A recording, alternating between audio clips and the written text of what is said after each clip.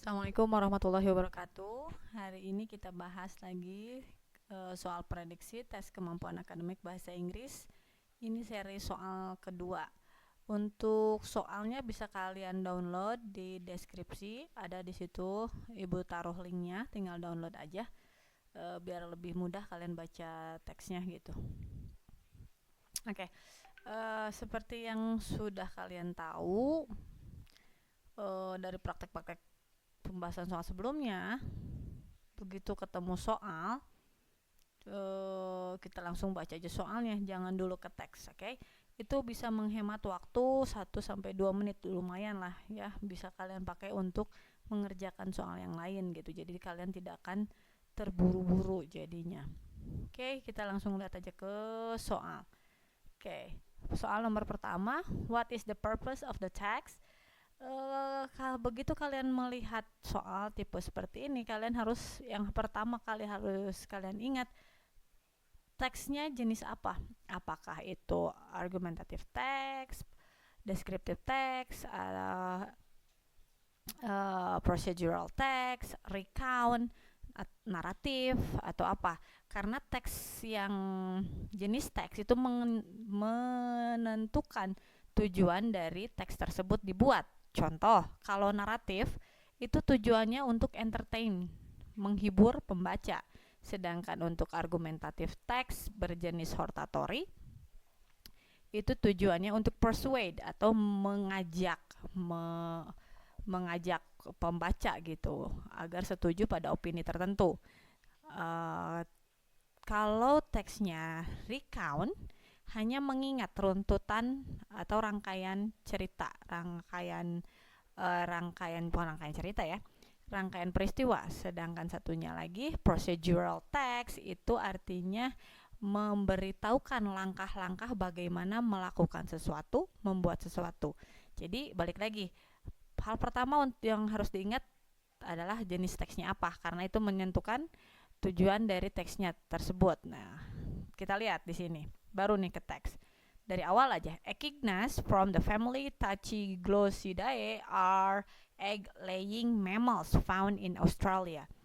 Nah, lalu paragraf kedua kalian langsung lihat aja. Equipped with electropactor in their beaks, echidna can detect electrical signals. Nah, ini jenis-jenis descriptive text, tapi bukan ya. Kalian harus bisa membedakan descriptive text dengan satunya lagi, report text. Keduanya pakai simple present, but basically kalau descriptive text itu menceritakan secara fisik atau psychological trait. Biasanya itu menceritakan tentang ciri-ciri fisik ataupun psikologis gitu, tapi melibatkan panca indera, itu cirinya. Yang kedua, dibubuhi oleh opini dari penulis dengan biasanya pakai kata-kata yang mengandung opini. Contohnya beautiful lah, big, atau kata-kata sifat yang lainnya. Sedangkan untuk membedakan kata ini opini atau tidak, kalian harus lihat ukurannya. Kalau misalkan bisa terukur dengan data, itu berarti fact. Tapi kalau misalkan beautiful, ada nggak ukurannya? Tidak ada kan. Kriteria beautiful seperti apa? Kan beda-beda, differ. Berarti itu lebih ke opini dari penulisnya. Nah, teks ini tentang echidnas, sekilas juga bisa kita ketahui, ini termasuk dalam report text. Jadi, coret-coret lah, nggak usah kalian pilih, nggak usah buang-buang waktu untuk milih persuade, entertain, apa tadi? Explain how to. Nah, kan ada kan? Explain how, coret. Describe the physical trait, coret. Persuade reader, coret. Entertain readers, coret juga. Oke. Nah, yang ada di sini ada to compare echidnas with other mammals living in Australia. Ya udah, ini jawabannya. Kalian sebelum baca detail juga, kalian bisa menyimpulkan sendiri gitu. Cok. Barusan dapat berapa menit nih? Gak nyampe 1 menit berarti ya, kalau misalkan kalian udah tahu jenis teks itu apa. Jadi langkahnya nih ya, kalian summarize aja teks itu jenisnya ada berapa, kalian inget-inget tuh tujuannya apa, dan itu akan sangat-sangat membantu kalian dalam menjawab soal. Oke, next lanjut ke soal nomor 2. What is the main idea of the third paragraph? Loh, langsunglah kita ke paragraf ketiga. Oke, Ibu ini belum posisinya belum baca teksnya ya. There are 4 known species of echidnas. They can be distinguished by differences in their spine, the number of claws on their feet, and the shape and length of their beaks. Ini kira-kira dari ngomongannya aja udah menjelaskan tentang 4 spesies echidnas dan perbedaannya dari moncong, bukan moncong ya. Beak itu lebih ke paruh ya. Oke. Jadi kalau nomor 2 itu langsung aja berarti ya.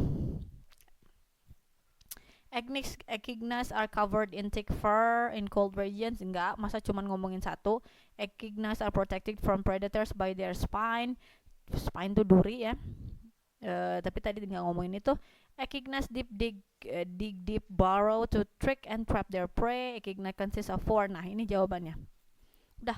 Kalian kalau mau cari main idea, fokus di kalimat pertama atau kalimat terakhir, atau bisa juga menyebar dalam paragraf tersebut. Gitu aja sih. Jadi nomor 2 itu jawabannya D. Oke, lanjut lagi. Ganggu banget ini notif. Oke, nomor 3. Equipped with electroreceptor in their beak, echidnas can detect electrical signal from insect prey. What does the word electroreceptors? Sebetulnya kita tanpa mengetahui arti exact atau arti secara fix pasti dari satu kata bisa menebak dari konteksnya. Caranya gimana? Kita lihat kalimat selanjutnya seperti apa. Di dalam kalimat tersebut, satu kalimat sebelumnya dan atau satu kalimat sesudahnya. Di sini sudah dijelaskan nih ya, elektroreseptor. Nih, detect electric signal. Oh, berarti elektroreseptor itu alat untuk menerima sinyal listrik dari mangsa insekta apa serangga. Berarti semacam penerima reseptor itu penerima sinyal gitu ya, yang ada di badannya si echidna itu. Echidna itu mirip landak ya sebetulnya mah. Oke, di sini kita tinggal pilih aja. Muscle used to help echidnas move forward, coret. Device used by scientists, enggak lah, orang kita ngomongin echidnas kok ada scientist. Body part that sense light in the dark forest. Body parts yes, tapi enggak sense light in the dark forest, tapi dia lebih ke sense signals from insect, harusnya itu. Yang D, special nerve that detect electric signals from prey. Ya udah, ini D jawabannya. Okay, next number 4. What is the normal body temperature of range of echidna? Kalau ini mau nggak mau kita harus baca di teksnya ya. Dan itu tadi Ibu lihat ada di paragraf ke-2. Nih ada 29 sampai 32. Itu jawabannya. Number 5, which of the following is the characteristic of echidnas? They have spiny bodies and tubular beak. Yeah. They breathe through their spine and lungs. Enggak ada spine kali, langsung ke lung. They have sharp teeth for chewing insect prey. Enggak ngomongin itu. They are warm-blooded like reptiles and mammals. Mammals iya, reptil enggak warm-blooded, tapi mereka cold-blooded, jadi enggak usah dipilih. Okay, they have wings for grinding their in trees and among branches. Enggak, echidnas enggak punya wing, enggak disebutin juga. Ya ini jawabannya A, sesuai teks. Number 6, decide whether each statement is true or false about the text and put it a tick on the correct column. Echidnas have spine covering their bodies. Yes. True. Echidnas avoid heat by hiding in cool places. Yes. Echidnas are related to hedgehog. Yes. Ya, echidna itu mirip atau berhubungan dengan landak. Cuman bedanya landak tuh kalian search sendiri dah. Tapi mirip-mirip lah. Sama-sama berduri. Echidnas feed on ants and other insects. Yes, echidnas use their beaks to find food.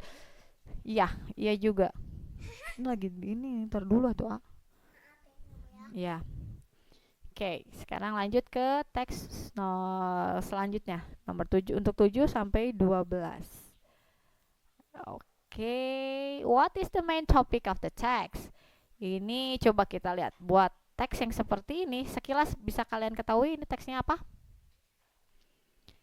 Okay, this is recount text, biographical, biographical recount.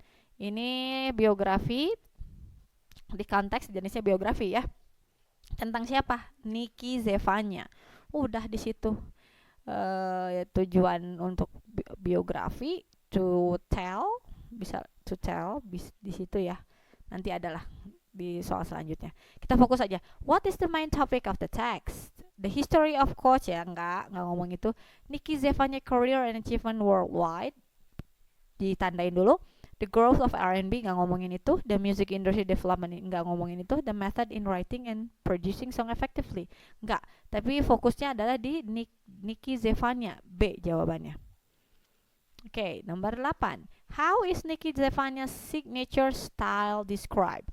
On the first place, pasti kalian mikirnya di signature itu lebih ke tanda tangannya ya. Dan kalian pasti bakal cari di teks apa itu tanda tangannya.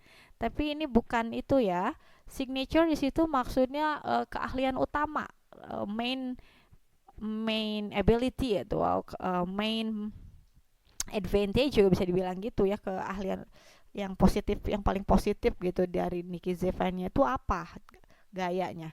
Kita kembali ke teks. Di sini ada di ganggu kali ini notif. Nikki Zevanya. Nah, ini nih. Nah, di sini nih ya. Nikki Zevanya is an Indonesian singer-songwriter known for her smooth and soulful voice that blends R&B, pop, and indie influences.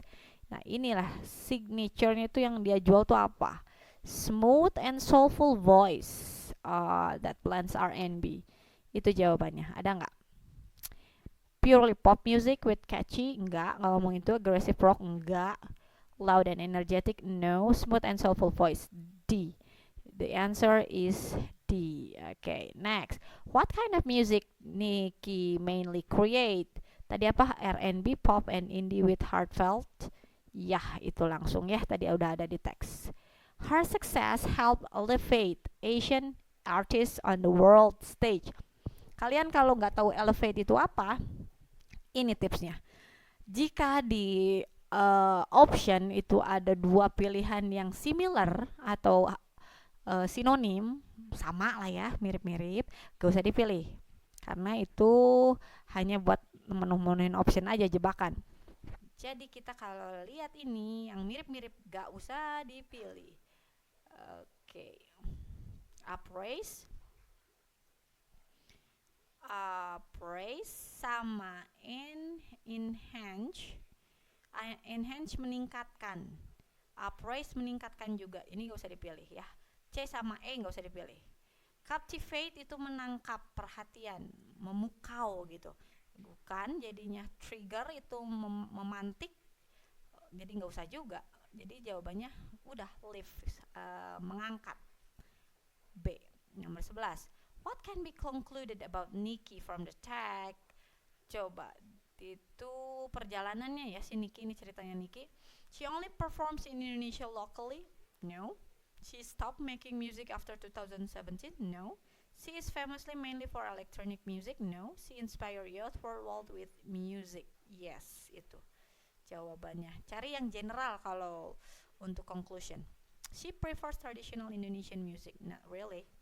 She blends it. 12. What role does Nikki play beyond being a musician? Producer, making music for other artists? No, dia bikin musik buat dirinya sendiri.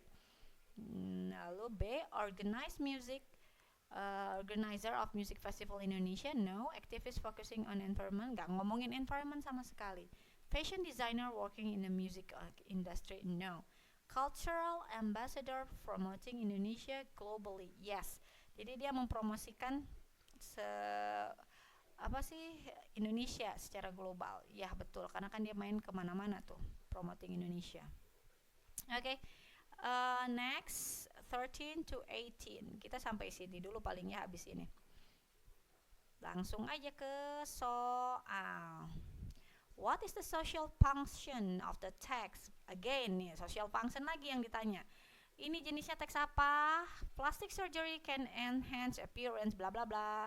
On the positive side. Nah, ingat ini salah satu ciri dari teks. Kalau ada on the positive, on the other hand, terus ada however, in summary, itu berarti bisa disimpulkan argumentatif teks. Social functionnya apa? Lihat di bawahnya. Kalau di bagian terakhir dia mengarahkan pembaca untuk melakukan sesuatu atau mengajak sesuatu, minta sesuatu, itu hortatory exposition, artinya ngajakin ya, persuade dia bilang. Tapi kalau hanya menyodorkan fakta positif dan negatif tentang suatu hal, itu analytical exposition. Coba di sini teksnya ngajakin sesuatu nggak? Lihat aja di paragraf terakhir. In summary, plastic surgery offers both significant benefits and serious risks.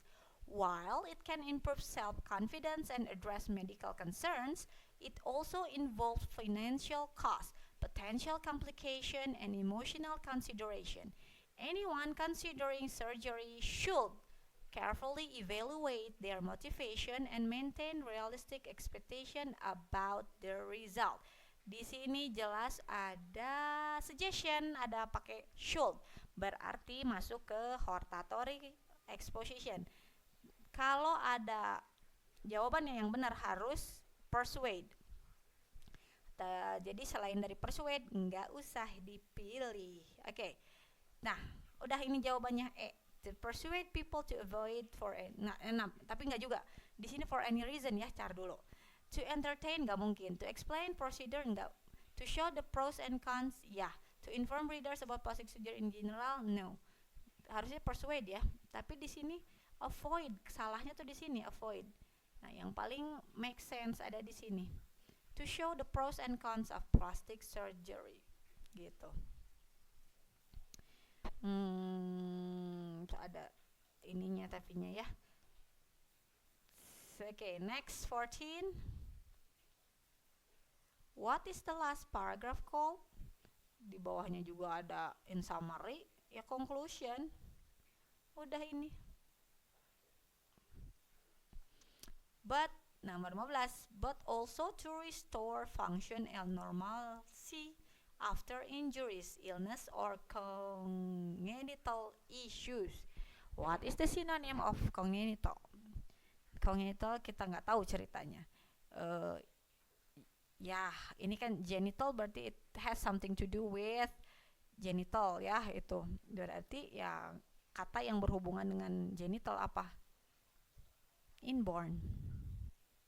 Coba boleh bisa dicek. Karena ini nggak mungkin ya, surrounding itu sekitar, mengelilingi, acquire mendapatkan, develop membangun, postnatal setelah kelahiran. Yang masuk akal ini B, inborn.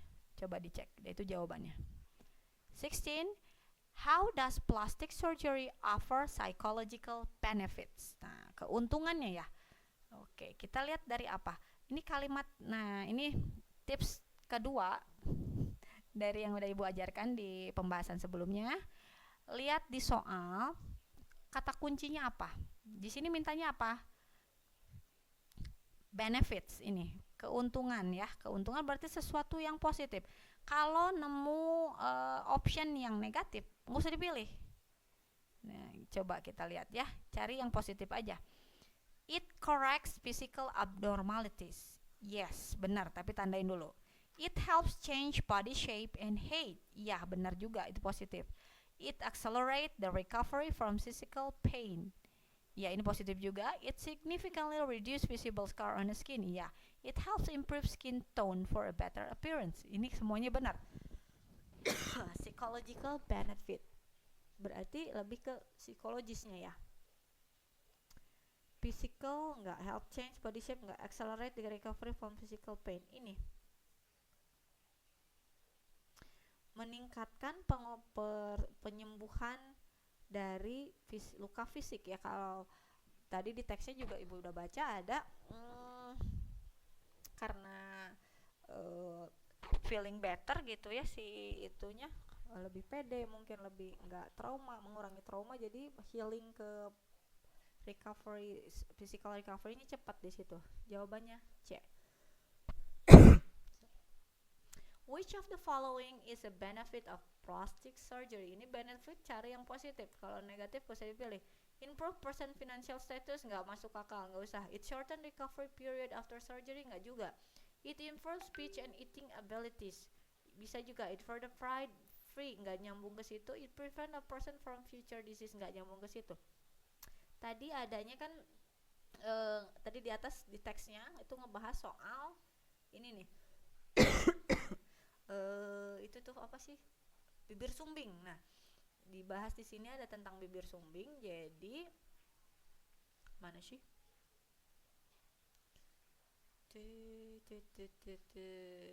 Nah, ini nih.